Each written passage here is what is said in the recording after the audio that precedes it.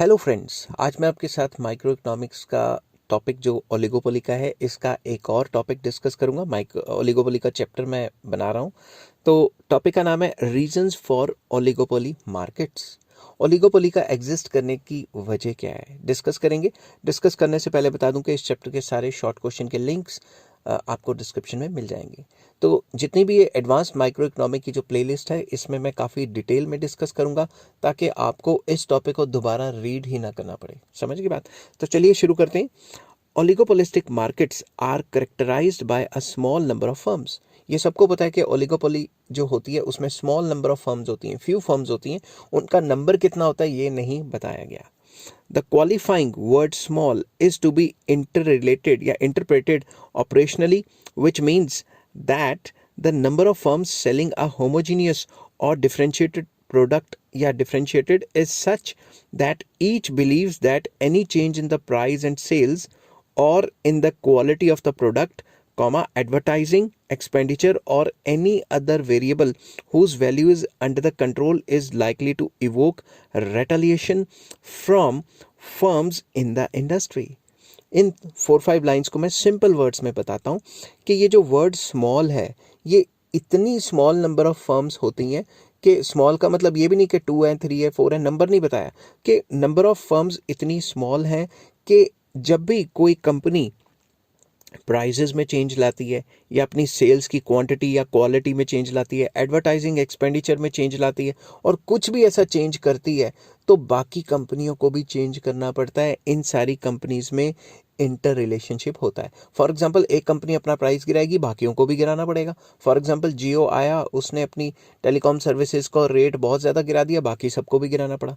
तो इसमें क्या होता है, नंबर ऑफ फर्म्स इतनी स्मॉल होती हैं कि जब भी कोई कंपनी, एक कंपनी डिसीजन लेती है तो बाकी कंपनी भी रेटेलिएट करती हैं। रेटेलिएट करना मतलब उसके खिलाफ मोर्चा खोल देना कि हम भी यही करेंगे। समझ की बात? Next, now let us consider the factors which alone or in some combination led to the emergence of oligopolistic markets.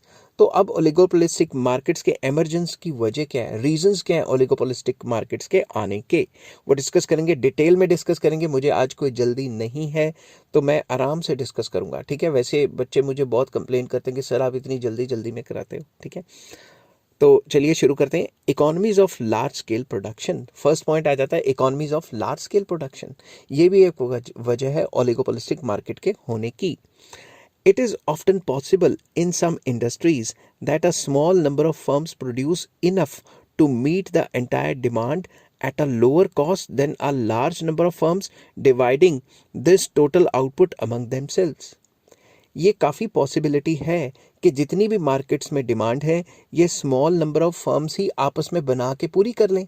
अब ऐसा ज़रूरी नहीं है कि जितनी भी मार्केट में डिमांड है उसके लिए ज़्यादा कंपनियां ही होनी चाहिए। क्या पता स्मॉल नंबर ऑफ फर्म्स हों मगर बिग फर्म्स हों, वही ये सारी की सारी मार्केट डिमांड पूरी कर लें। समझ की बात?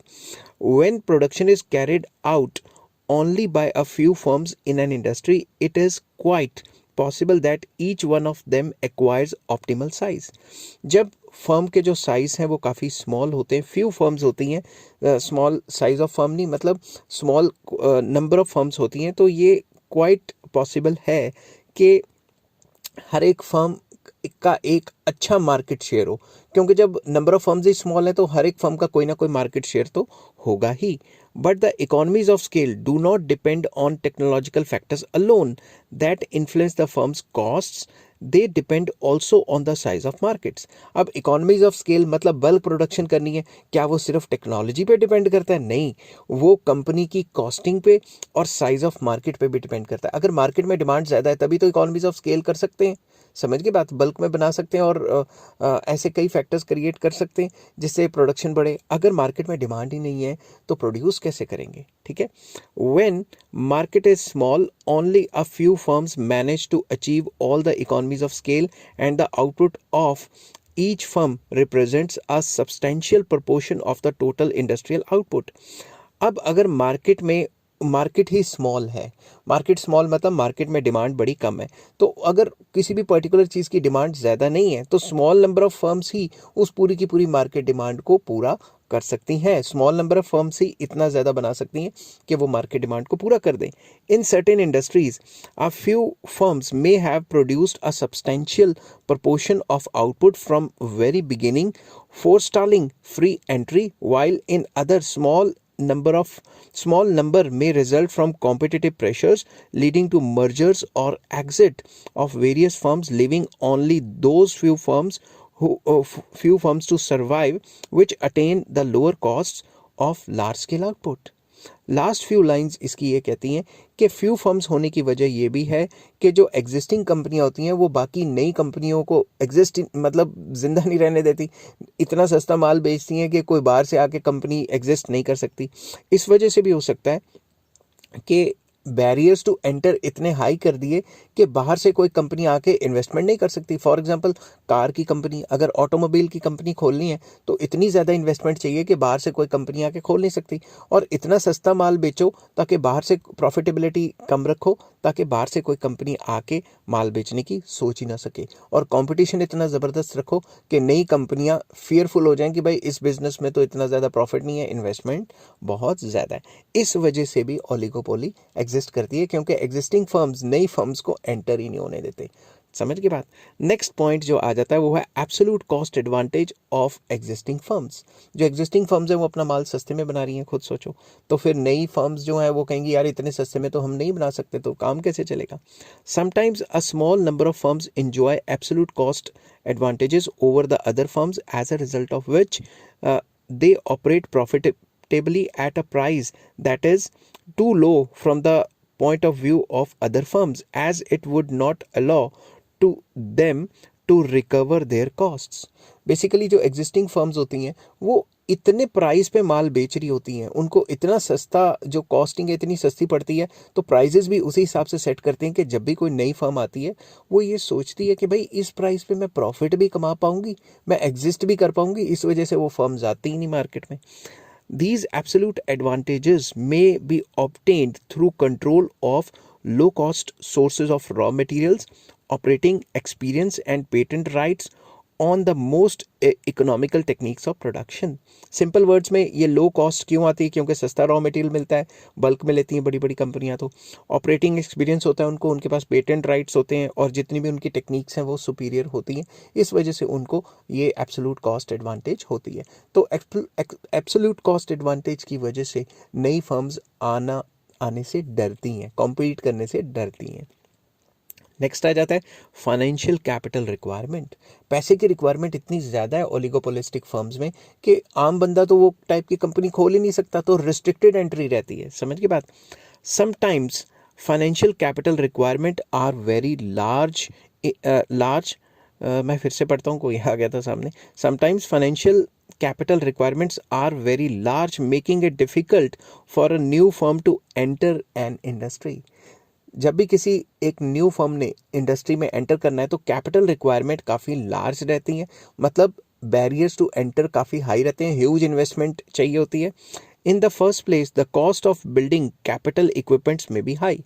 फर्स्ट प्लेस में जो कैपिटल इक्विपमेंट्स हैं, जो कैपिटल है, फैक्ट्री बनानी है, प्लांट सेट करना, वही काफ़ी महंगा होता है। In addition to this large funds may be required for advertising and other sales promotion methods. फिर सेकेंड फेज में क्या करना पड़ता है, मशहूरियाँ वगैरह करनी पड़ती हैं, एडवर्टाइजिंग करनी पड़ती है, सेल्स प्रमोशन करनी पड़ती है, उसी पे इतना खर्चा हो जाता है। Finally the new firms must have adequate resources to cover possible losses during the first few years of the business operations. और ऊपर से कंपनीज के पास इतने ज़्यादा पैसे होने चाहिए कि वो फर्स्ट फ्यू ईयर्स में बिजनेस को लॉस पे भी चला तो सके ना। ठीक है, तो मतलब पैसा इतना ज़्यादा चाहिए कि आम कंपनी इतने पैसे को नहीं अफोर्ड कर सकती, इस वजह से मार्केट में आती नहीं, इसलिए तो फ्यू फर्म्स रह जाती हैं। नेक्स्ट आ जाता है मर्जर्स एंड रेस्ट्रिक्टेड कंपटीशन। ये भी एक इंपॉर्टेंट वजह है ओलिगोपोली के एग्जिस्ट करने की। Merger of firm in an industry is sometimes induced by the profit possibilities resulting from the elimination of competition। जब भी मर्जर हो जाता है, एक कंपनी दूसरी कंपनी में मर्ज हो जाती है, तो मेन मकसद क्या होता है, कंपटीशन को एलिमिनेट करना। Mergers in an industry transform its structure in two ways. Merger की वजह से जो स्ट्रक्चर है वो चेंज हो जाता है। किस तरीके से?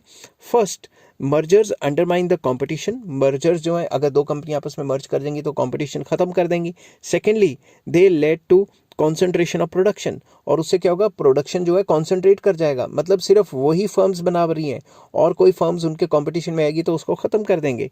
Both these factors lead to larger profits. अगर दो कंपनियां आपस में मर्ज हो जाएंगी तो उनको प्रॉफिट्स पहले से बेटर हो जाएंगे। Therefore the profits expected from restricting intra industry competition encourage the promotion of oligopoly through mergers.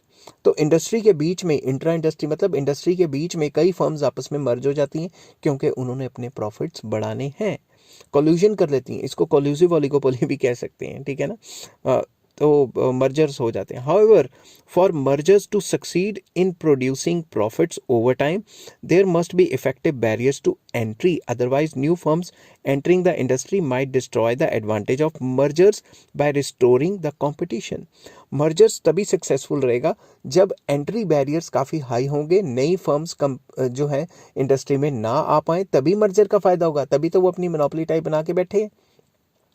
अगर बैरियर्स टू एंटर या रिस्ट्रिक्शन इंडस्ट्री में आने की कम होंगी तो नई नई कंपनी आती रहेंगी और कंपटीशन बढ़ता रहेगा, फिर मर्जर का क्या फायदा हुआ? समझ की बात?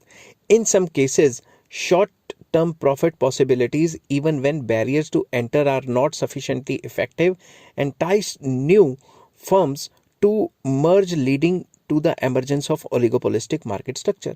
शॉर्ट टर्म में प्रॉफिट की पॉसिबिलिटीज इतनी ज़्यादा आ जाती है कि ये जो प्रॉफिट की पॉसिबिलिटीज़ है ये एनकरेज करती हैं एग्जिस्टिंग फर्म्स को कि आपस में मर्ज करके काम करें, बजाय इसके कि आपस में लड़ें, आपस में कम्पीट करें, मर्ज करके दोनों प्रॉफिट कमाएं। समझ की बात?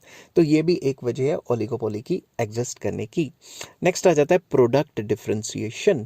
प्रोडक्ट डिफरेंशिएशन मतलब प्रोडक्ट की क्वालिटी का अलग अलग होना, और अगर ओलिगोपोली सेम प्रोडक्ट बनाता है, सेम क्वालिटी के प्रोडक्ट बनाते हैं काफ़ी फर्म्स, तो उसे प्योर ओलिगोपोली कहा जाता है। तो इस पॉइंट को शुरू करते हैं। In some cases, product differentiation provides an important advantage to certain firms which manage to control a large proportion of total sales.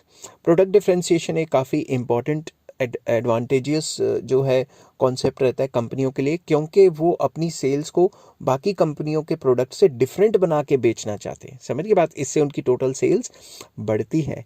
JS बेन्स की थ्योरी थी ना लिमिट प्राइसिंग की, वही वाले जेएस बेन्स है।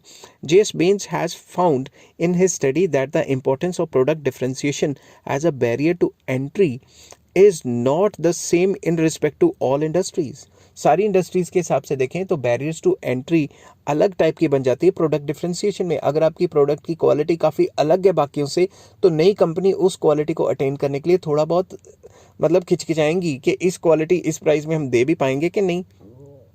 Generally product differentiation is an effective barrier to enter in case of consumer goods industries, that is liquor, cigarette, tea, toothpaste, automobiles, etc etc। तो बेसिकली प्रोडक्ट डिफरेंशिएशन भी एक इफेक्टिव बैरियर है जिसके थ्रू हम जो है ओलिगोपोली को maintain कर सकते हैं। हम ये दिखा सकते हैं कि हमारा प्रोडक्ट बाकी प्रोडक्ट से किस तरीके से अलग है, हमारा प्रोडक्ट बाकी प्रोडक्ट से कितना डिफरेंट है और कितना अच्छी क्वालिटी का है। जितना अच्छी क्वालिटी का है उतना ही हम मेंटेन करने की कोशिश करेंगे। Product differentiation has little importance as a barrier to enter for producer goods industries such as steel, copper, cement. मगर जो प्रोडक्ट डिफरेंशिएशन है वो जो प्रोड्यूसर के गुड्स होते हैं, जो कैपिटल गुड्स होते हैं, उनमें इतना इफेक्टिवली काम नहीं करता, सिर्फ कंज्यूमर गुड्स इंडस्ट्री में अच्छे तरीके से काम करता है। आई होप ये वीडियो आपको पसंद आई होगी। अगर पसंद आती है तो please like, share and subscribe. इस चैप्टर के सारे लिंक्स आपको डिस्क्रिप्शन में मिल जाएंगे और जो वीडियोज़ मैं ऐड ऑन करता रहूँगा उसके लिंक्स भी ऐड ऑन करता रहूँगा। Take care, bye bye.